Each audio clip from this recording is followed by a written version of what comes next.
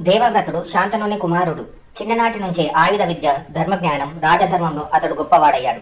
ప్రజలందరూ అతన్ని ప్రేమించేవారు. ఒకరోజు రాజు శాంతనుడు నదిలో పడవ ప్రయాణం చేస్తుండగా ఓ అందమైన యువతి సత్యవతిని చూశాడు. ఆమెను పెళ్లి చేసుకోవాలని కోరాడు. కానీ అప్పుడు సత్యవతి తండ్రి ఓ షరతు పెట్టాడు. నా కుమార్తె పిల్లలే రాజు వారసులు కావాలి, దేవవ్రతుడు కాదు అని. రాజు శాంతనుడు తన కుమారుడు దేవవ్రతుడిని విడిచిపెట్టి సత్యవతిని పెళ్లి చేసుకోలేడన్న బాధతో దిగులుగా ఉన్నాడు. దేవవ్రతుడు తన తండ్రి బాధను చూసి ఒక గొప్ప నిశ్చయం తీసుకున్నాడు. నేను రాజ్యాన్ని కోరను, జీవితాంతం పెళ్లి చేసుకోను అని ప్రతిజ్ఞ చేశాడు. అతని త్యాగాన్ని చూసి దేవతలు కూడా ఆశ్చర్యపడ్డారు.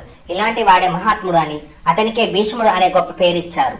భీష్ముడు రాజ్యానికి నిస్వార్థంగా సేవ చేశాడు, వంశాన్ని కాపాడాడు, ధర్మానికి నిలబడే యోధుడిగా మారాడు.